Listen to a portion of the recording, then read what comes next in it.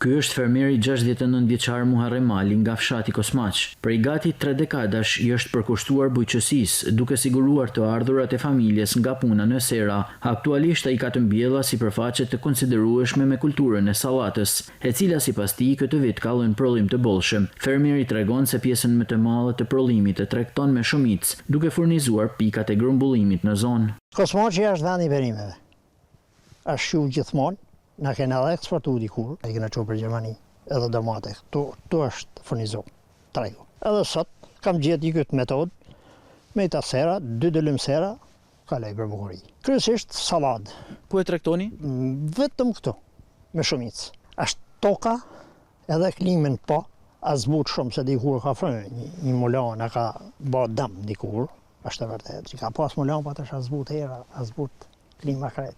Edhe pse puna nuk i ka munguar dhe toka ka qenë bujare, ai shprehet se sfidat mbeten të mëdha, kryesisht për shkak të kostove të larta të inputeve bujqësore. Shteti mundet me na kriju ne me këta inputet bujqësore, qoftë të helmet, herbicide, pesticide, dikush penalizohet me këta punë, ai s'fërkat.